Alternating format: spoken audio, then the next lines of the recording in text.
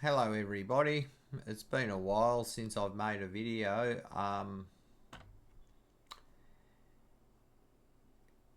Yesterday there was a police shooting in Townsville. It was the fourth police shooting since January in Townsville.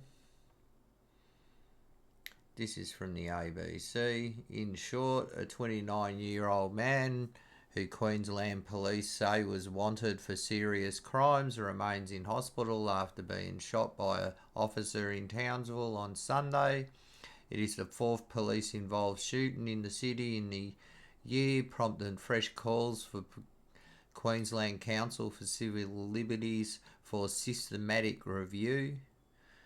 Police have shot 4 people in Townsville in the last year, but the state's police union is resisting calls for a review.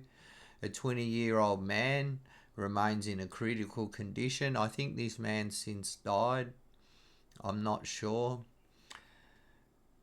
After being shot by officers in the shopping centre loading dock in Western Townsville, suburb of Wieambilla Central on Sunday, police said officers from the Special Emergency Response Team were called in as the man was wanted for alleged serious criminal offences.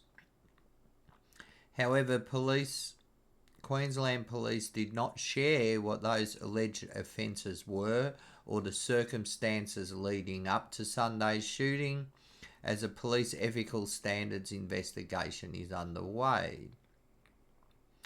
It's all very sus.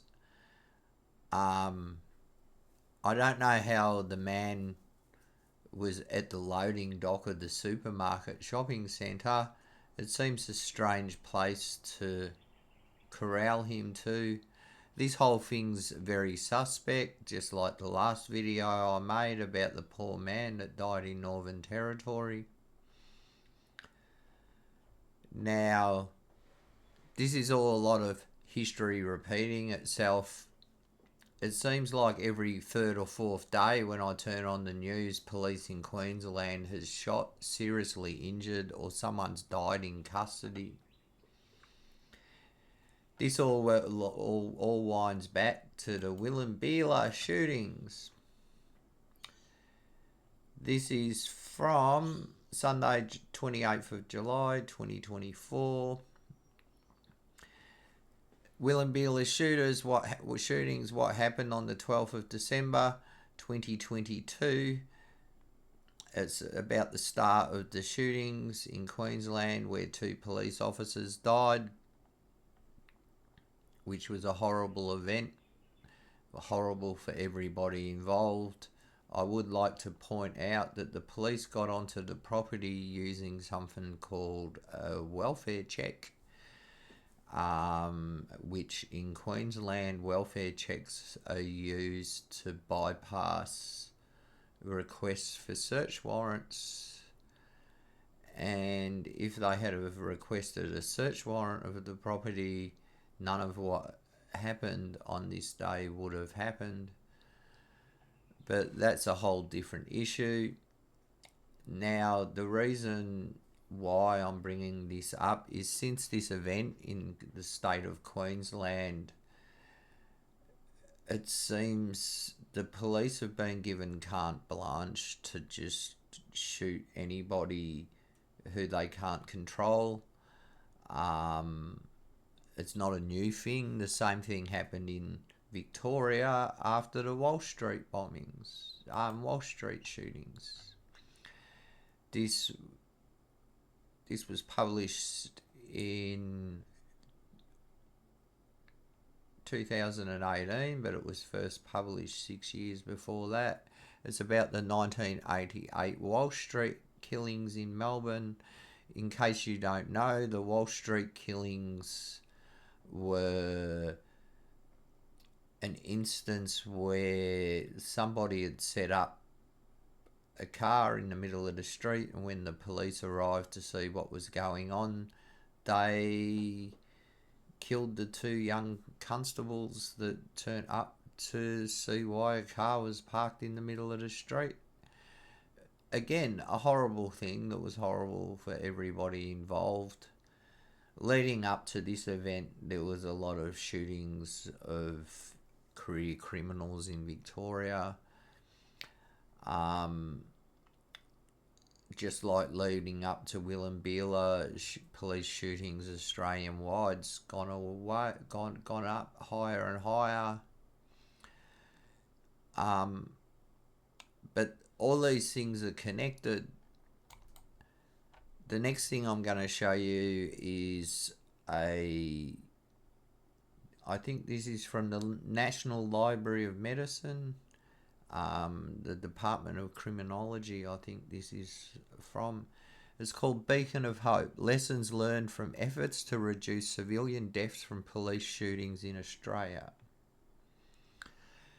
This is a very important report that the Queensland Police Services and government should be reading at this very moment.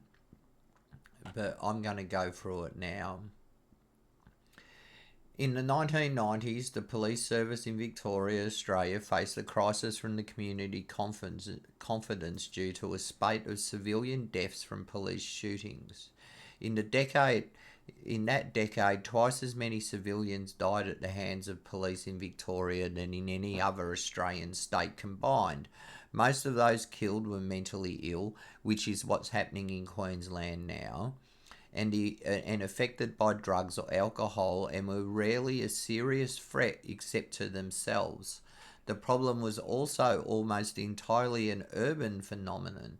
Shootings in rural communities where mentally ill people were more likely to be personally known to the local police were and remain almost unknown. The large number of fatalities was recognised as a serious threat to public confidence, and Victoria Police introduced a groundbreaking training program, Operation Beacon. Operating procedures and weapons training were fundamentally changed to focus on the de-escalation of conflict and the avoiding and minimising of police use of force. In the short term, Operation Beacon was successful. Shooting incidents were dramatically reduced. However, during the first decade of the new century, a number of civilians being killed again increased. I think I'm getting the flu. This article examines Operation Beacon, both as a successful model for reducing civilian deaths at the hands of police and a cautionary tale for police reform. We argue that the lessons of Operation Beacon have been gradually forgotten and that old habits and attributes resurfaced. Fatal shootings of mentally ill civilians can be prevented, but if success is to be other than temporary, the Beacon philosophy must be continually re-emphasised by police management. Now, Table 1 on this report is Victorian police shootings between 2000 and 2014, and this is just to show you how they've gone up. But I think there's 14 there. We have 4 already in Townsville. Brisbane, it seems like every second week somebody's being shot by police. One case highlights the wider problem. In 2008, a 15-year-old boy, Tyler Cassidy, I remember this on the news, was shot dead by police in a suburban park. Tyler had a history of mental illness and was affected by alcohol. He was armed with 2 kitchen knives and behaving aggressively. As the coroner who investigated the case wrote, it was both apparent and understandable that the death of Tyler, a 15-year-old boy, at the hands of 4 members of Victoria Police, both shocked and bewildered at us as a community. Particularly troubling was the time which had elapsed between the police first encountering Tyler and then calling for an ambulance because he'd been shot. 73 seconds. That's just a part of the report that's showing you how police shootings are going up. Now here's a section on the shooting crisis. In mid-1980s, the Victorian community was shocked by several high-profile incidents in which police were killed or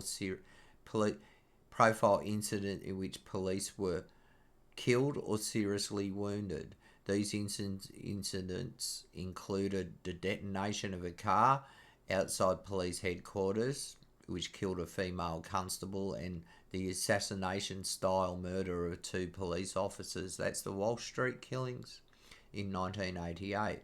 These acts of extreme violence, which situated police as targets, contributed to what police referred to as a heightened sense of vulnerability. Victorian police responded by retraining officers in methods of controlling violent criminals. The focus was on firearms, defensive physical tactics, and there was little or no training in controlling violence without physical confrontation or understanding the dealings with people affected by mental illness. The number of civilians killed by police, firearms, already high in Australian standards, continued to rise sharply. Victoria stood out by far as the worst state in the nation. The state's coroner of the time, Hallenstein, that's a trippy name, became very critical of what he referred to as the police culture of bravery and an emphasis of resolving situations quickly and forcibly. The failure to train police in how to handle people with mental illness was significant because a change in health policy meant that police were increasingly likely to encounter people with serious mental health problems. From the mid-1990s, Victoria began to replace its institutional mental health services system with one orientated towards community care. Between 1994 and 1998, psychiatric institutions were closed and replaced with area-based services.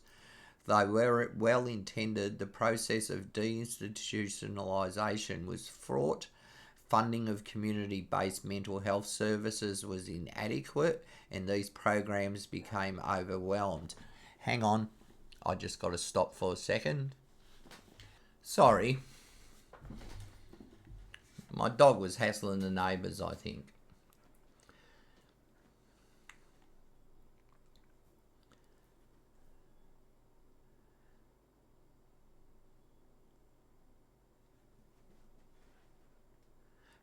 Funding of the community-based mental health services was inadequate, and these programs became overwhelmed. The inadequacy of mental health supervision and support meant that police, the community service of last resort, found themselves with disproportionate share of responsibility for managing mental health illness in the community. I'd just like to point out, back in those days, my mental health situation was off tap, and during these times I lost several friends. Well, not friends. I knew several people that this happened to. This was a role for which police training was singularly unsuited. A second peak of police shootings in the mid-1990s has been attributed in part to police shooting mentally ill people displaying aggressive behaviours in public.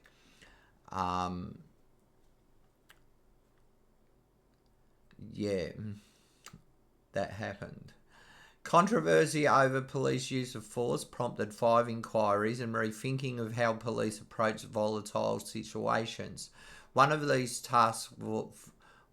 called Task Force Victor, hereafter Victor, found that physical methods taught to police for handling violent but rational criminals lacked the complementary non-physical component. Victor also raised the key issue: police methods of control rested on the presumption of rationality. The presumption by police that the potential offender is thinking rationally can prove a significant barrier to the de-escalation of potential conflict when mental illness is involved. Common police tactics such as shooting commands or displaying weapons may serve as to panic or aggravate a mentally ill person. In 1994, Victoria Police announced the formation of Project Beacon, hereafter Beacon. To implement the Victor recommendations, the police demonstrated recognition that some of the previous fatal shootings were preventable deaths, tragedy in which the inadequacy of police training had played a significant role. In one of the largest retraining programs in Australian policing history, Beacon included a new 5-day training project for all operational officers, underpinned by a safety-first philosophy. Safety of officers, safety for the community, and safety for the suspect. The aim is to balance incident planning, communication and resolution skills with firearms and defensive tactics training. The key message of Beacon was that the success of an operation will primarily be judged by the extent to which the use of force is avoided or minimalised. Beacon's focus on minimalising the use of force by police was supplemented with new training in non-physical ways to resolve tense situations. The program appeared to be effective. Subsequent to the changes implemented by Project Beacon, the number of fatal shootings reduced by half. Williams writes, the immediate impact of this training was remarkable, and a culture of safety first had effectively permeated through all levels of Victoria Police. As a result of Operation Beacon, Victoria Police formally adopted 10 key safety principles. When responding to incidents or planning operations that may involve any potential use of force, apply the following principles. Safety first. The safety of the police, the public, and offenders or suspects is paramount.